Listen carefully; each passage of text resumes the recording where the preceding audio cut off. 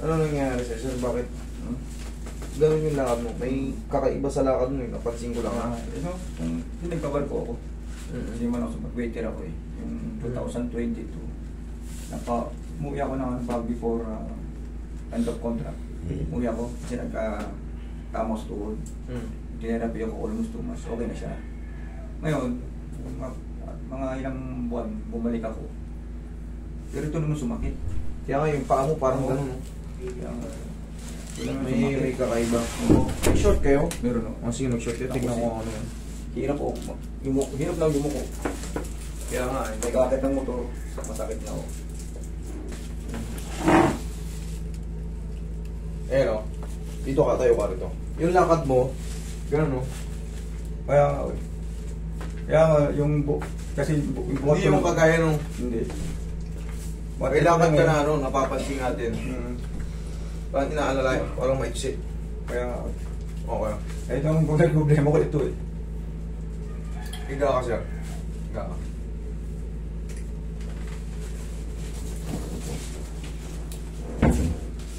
Dati, una, ito lang masakit. Ito wala natin. Ngayon,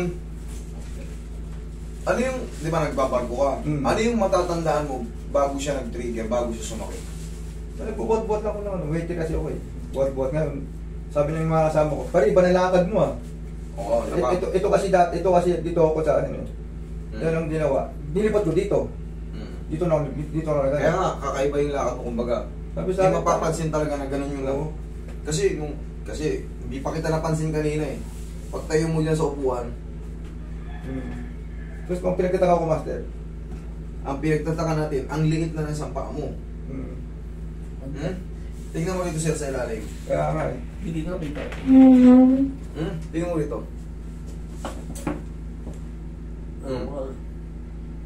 Kasi dito, pwedeng mahaba yung mga daliri, may daya. Pero pag dito sa baba, Sabi ko, hindi na maano kasi yung haba na talaga mismo. Kasi pero bibihira naman yung mahaba yung daliri yung iba. Yung iba yuko eh. Pero dito, normal lang. Mas mahaba na talaga siya. Dito talaga, laki ng lamang oh.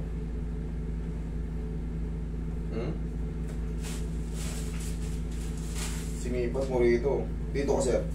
Mas maganda ikaw kasi kasama ka eh. Baka sabihin. Oo nga. Diba? May ano to. Tignan mo to. O yung sukat niya oh. Layo. Yung sa mataas ng mataas.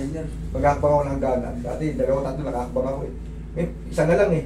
Hindi ko na maangat yung hindi ko siya maangat. Hindi ganun. Hindi na. Hindi ko na maangat. Pag Sa sa motor. etong ano, ayan, bangkuan, hindi ko na iangat ko pa ako bago kumain. Sabi ko, ano nangyari sa akin? Sabi ko, hindi ako nanunok. Hindi. Mixi.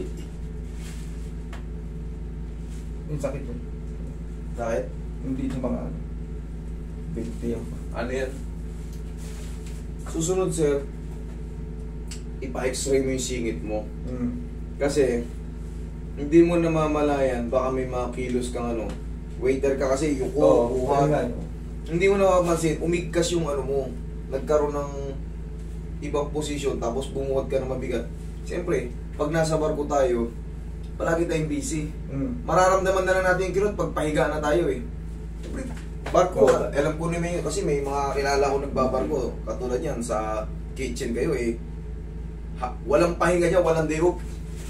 Walang day off. Wala. Diretso. Diretso yan. Kaya sabi nila maganda yung mayaman yan, nagbabarko. Baka hindi nyo alam yung ano nila, yung kwento muna nila bago sila sumahod. Walang day off yan. Nandun sila talaga. Araw-araw kumakain yung mga, lalo pag sa luxury cruise ka, naku po, 24 hours halos may kumakain. Breakfast, lunch, dinner. Hindi ka lumalabas. Hindi ka mapahinga. Ngayon, ang pinaka-the best dito, sir, ipa-x-ray mo to. Pa-x-ray mo to para malaman natin kung ano nangyayari sa singit mo kasi mayroong tinatawag dito. May tinatawag sa mga sakit na to. Ang tawag dito minsan, hindi ako sure pero madalas, necrosis, vascular necrosis, saka arthropathy. Yeah. Pero sana, umigkas lang, bago-bago pa. Kailan ba ito naramdaman? yung tinerapi lang ako, tapos yung sumakay ako ng isang beses. Kailan yun? Last year? 2 years? 2000 noon, ganun. 2000? O 2002. Yung 2000? kasi 2022? 22 pala. Kasi 2003 pa yun. tayo. Mahaba masyado Oo. yun. Tapos, sumakay ako. Nakauwi ako.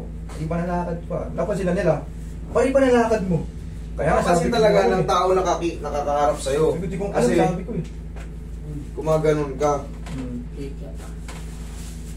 Ikaw minsan, parang, pangkaraniwan to kasi Oo. araw-araw ko nag-ano sa barko eh. Mm. Nagaganon ako, araw-araw ko nararamdaman to eh.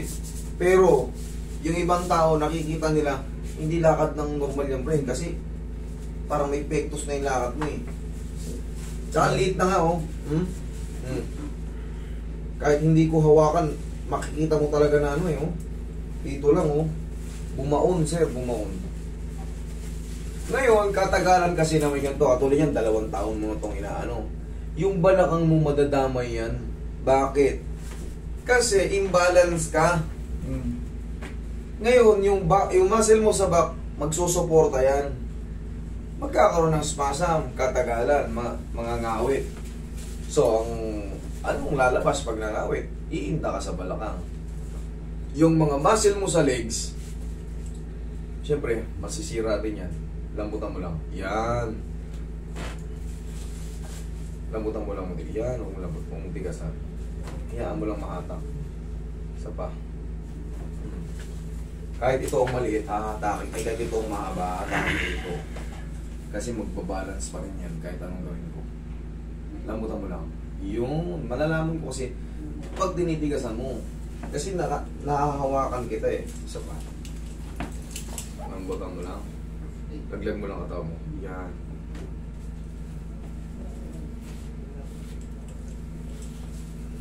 Kunti pa. Tagilid.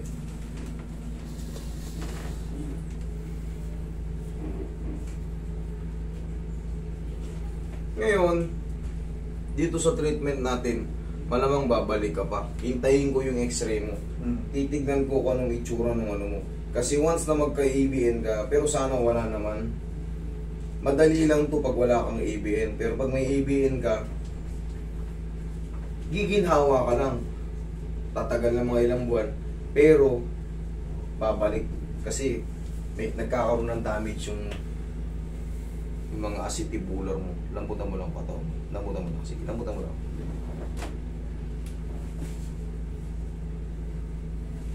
Relax lang. Yan. Sige, lambutan mo lang. Iyan mo lang tumunog. Kabilang side.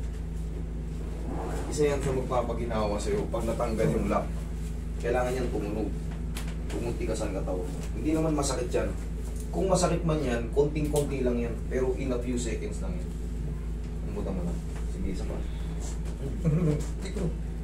Ano ni? Hangin yata. Okay lang yan, tapa ka. Wala namang problema sa ganyan. Sanay na ako dyan.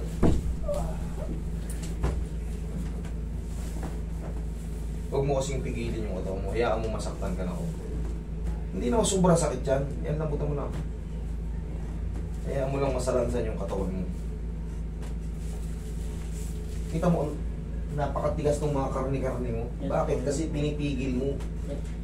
Yung lakad na ganyan, minsan, sasaluin niya ng balakang mo kasi gaganong-ganon ka na.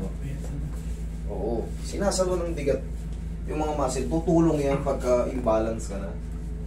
Mamayang hapon po malalaman mo. Mga 5 po. Lambutan mo lang. Okay.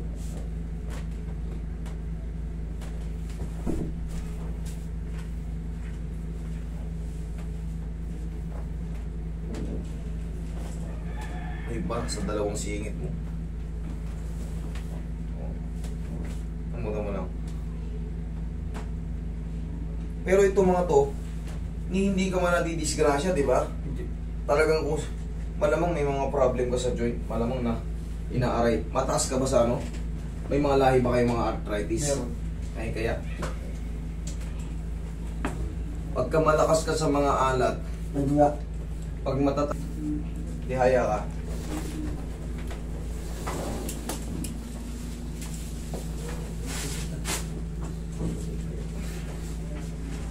Sige mo muna boy. Lambutan mo lang ha. Iusog lang natin, iusog. Okay, lambutan mo lang. Okay, lambutan mo lang.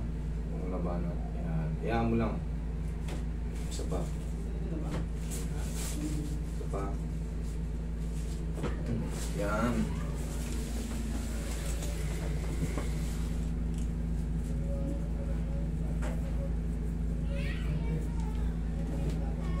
Okay, lambutan mo lang. Sige, iyan mo lang. Sige. Okay, lambutan mo lang. Sige, iyan mo lang masaktan ka. Okay, lambutan mo lang. Isa pa. Isa pa. Tuturuan kita ng exercise mo. Ang exercise mo parang tutuhurin mo yung hangin. Kapit ka sa ano, parang ikaw matumba. Okay? Tuhurin mo yung hangin. Ganun lang. Hayaan mo siya. Oo. Tapos, pag nakapag-exercise ka ng ganun-ganunin mo na ng paw yung mga ano mo. Ganun-ganunin mo yung mga muscle na yan. Nininervous si sir. Nagiging. Sige, last lang. Sige, lambutan mo lang. Sige, yan mo lang masaktan ka. Sige. Diba? Ito na yung pinakalas.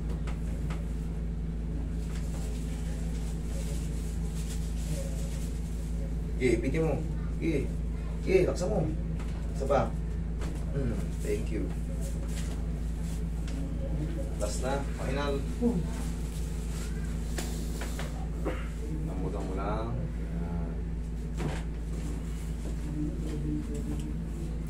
Tignan mo ngayon dito, sir. Ikaw ang tumingin. Okay. Okay na. Kanina, di ba, magkalayo.